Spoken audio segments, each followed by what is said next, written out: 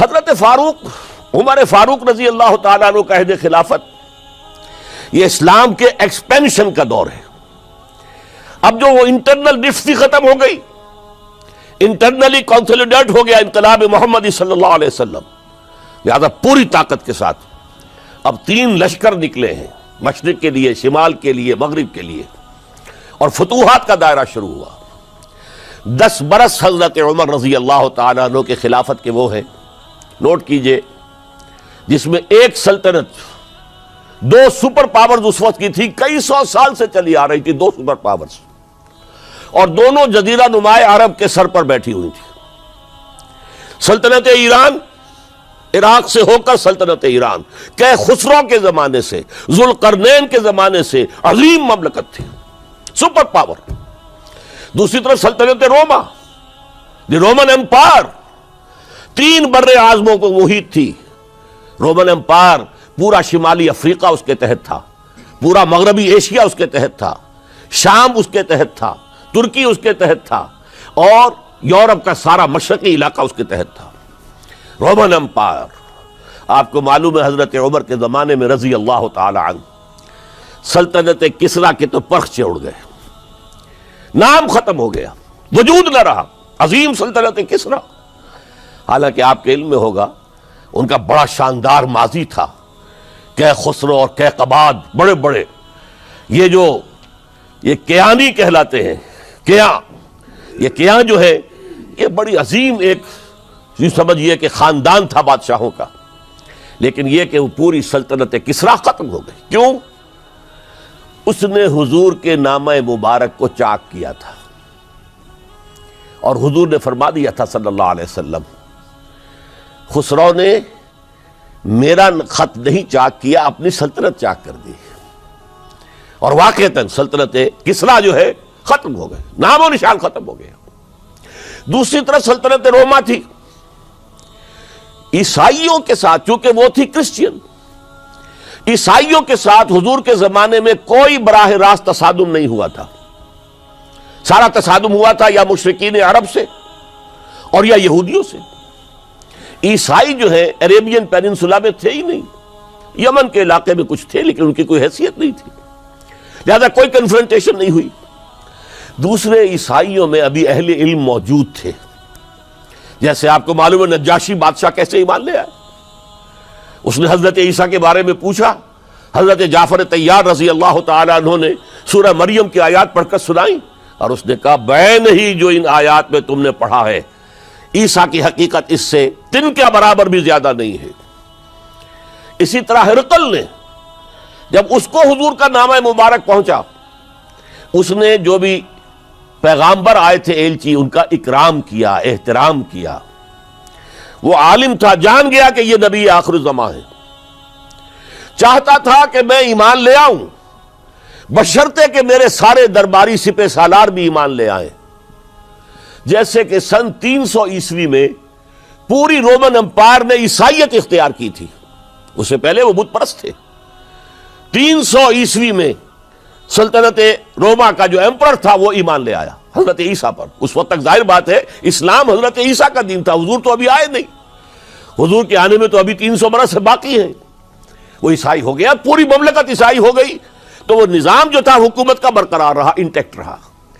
ہرقل یہ چاہتا تھا کہ اسی طرح میری پوری سلطنت ایمان لے آئے تو میری حکومت برقرار رہے، لیکن یہ کہ اس کے جو درباری تھے اور اس کے بڑے بڑے جو سپہ سالار اور جرنیل تھے انہوں نے ریجیکٹ کر دیا، اور یہ بادشاہت کی بیڑی اس کے پاؤں میں پڑی رہ گئی۔ ایمان تو نہیں لایا لیکن پہچان گیا تھا حضور کو صلی اللہ علیہ وسلم۔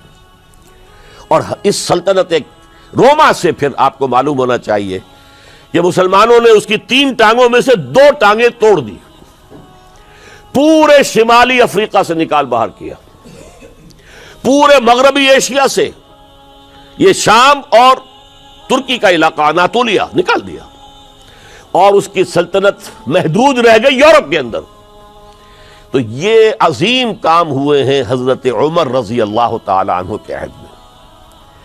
اب سوچئے اس عظیم ریولوشن کا بھی کوئی کاؤنٹر ریولوشن ہونا چاہیے تھا کہ نہیں؟ ایرانی بڑے زبردست نیشنلسٹ لوگ تھے، نسل پرست، اپنی نسل پر فخر کرنے والے.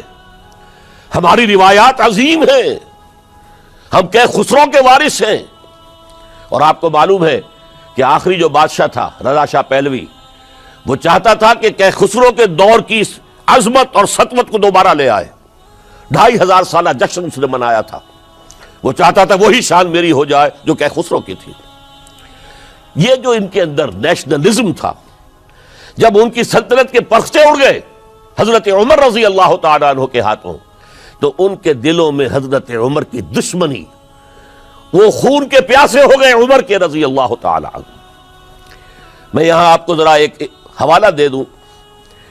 فردوسی نے جو شاہ نامہ لکھا، حالانکہ وہ مسلمان تھے لیکن چونکہ پرانے ایرانی ذہن کی عکاسی کر رہے تھے، تو انہوں نے جب کہ عرب فوجیں آئی ہیں تو اس نے ایران کا جو اپنے اوپر فخر تھا اس کی ترجمانی کرتے ہوئے لکھا ہے: زشیر شتر خوردن و سوسمار عرب را بائجائیست آیت قرار کہ تخت کیارا کنند آرزو تفو برتو اے چرخ کرداں تفو.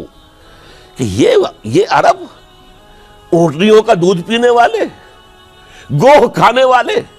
یہ گوہ ایک بڑی سی چھپکلی کا جیسا جانور ہوتا ہے جو صحرا کے اندر ہوتا ہے، اور وہ اپنا ایک گھر بنا کر رہتا ہے، اسے کھاتے تھے.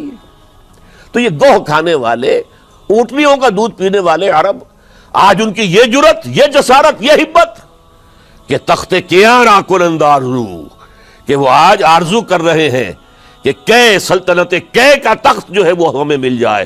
تفو برتو اے چرخ گرداں تفو، تف ہے تجھ پر اے گردش کرنے والے آسمان، تف ہے تجھ پر. لہذا اب کاؤنٹر ریولیوشنری موومنٹس آئی ہے. حضرت عمر کی شہادت اس کا نتیجہ ہے. ہرمزان ایک جرنیل تھا اور اس کے جنگی جرائم اتنے شدید تھے ایرانی کے کہ واجب القتل تھا. وہ گرفتار ہو کر حضرت عمر کے سامنے پیش کیا گیا. حضرت عمر نے فرمایا یہ واجب القتل ہے، اس کی گردن اڑا دی جائے. اس کی چالاکی دیکھیے. اس نے کہا امیر المومنین، اے مسلمانوں کے امیر عمر رضی اللہ تعالی عنہ، مجھے ذرا پانی پلوا دیجیے. حضرت عمر نے فرمایا پانی لا دو. ایک کٹورے میں پانی دے دیا گیا. پھر کہا دیکھیے امیر المومنین، مجھے ضمانت دیجیے کہ جب تک میں یہ پانی پی نہ لوں مجھے قتل نہیں کریں گے. فرمایا ہاں ہاں تم پانی پی لو، جب تک یہ پانی تم نہیں پیو گے ہم قتل نہیں کریں گے. اس نے وہ کٹورا پھینک دیا. نہ اب میں یہ پانی پی سکتا ہوں نہ آپ مجھے قتل کر سکتے ہیں، کیونکہ آپ کا ہے یہ کہ جب تک میں یہ پانی نہیں پیوں گا آپ مجھے قتل نہیں کریں گے. اس ہیلے سے جان بچا گیا. پھر اس شخص نے ابو لولو فیروز، ایک غلام تھا، اسے اس کام کے لیے تیار کیا.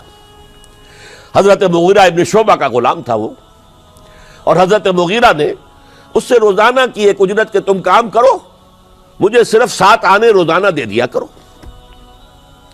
اس نے آ کر حضرت عمر سے کہا کہ میرا جو آقا ہے مغیرہ ابن شعبہ، یہ مجھ سے بہت زیادہ طلب کرتا ہے. حضرت عمر نے پوچھا کیا دیتے ہو؟ 7 آنے. تم کرتے کیا ہو؟ کہ میں نجار بھی ہوں، میں لوہار بھی ہوں، میں یہ کام کرتا ہوں. فرمایا اتنے پیشوں کا جاننے والا اس کے لیے یہ روزانہ کا ٹیکس یہ زیادہ نہیں ہے، یہ تمہیں دینا چاہیے. اس نے کہا میں چکیاں بھی بناتا ہوں. حضرت عمر نے فرمایا پھر ایک چکی ذرا مجھے بھی بنا دینا. کہنے لگا آپ کے لیے تو میں ایسی چکی بناؤں گا کہ جس کی آواز دنیا بھر میں جائے گی. وہ شخص ہے اور ہرمزان کی سازش کے تحت وہ ایرانی جسے بعد میں ایرانیوں نے کیا کہا، جس نے قتل کیا حضرت عمر فاروق کو، حضرت ابو لولو فیروز. آج بھی ایران میں اس کی قبر کی تصویریں بکتی ہیں بازار کے اندر.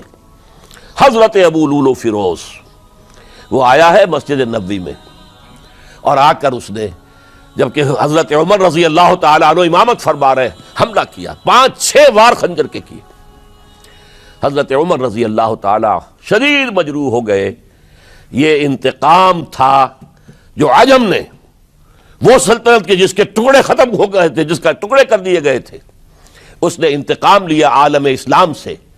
سمجھا انہوں نے یہ تھا کہ شاید یہ پوری عمارت اسی ایک ستون پر کھڑی ہے، حضرت عمر ہی کے ستون پر کھڑی ہے، اس ستون کو گرا دو گے پوری عمارت گر جائے گی. لیکن ثابت ہوا نہیں، یہ محمد کی بنائی ہوئی عمارت ہے صلی اللہ علیہ وسلم. یہ بہت قوی ہے، اس کی بنیادیں بہت مضبوط ہیں، کوئی ذرا سی تریڑ بھی نہیں آئی، ذرا سی تریڑ بھی نہیں آئی.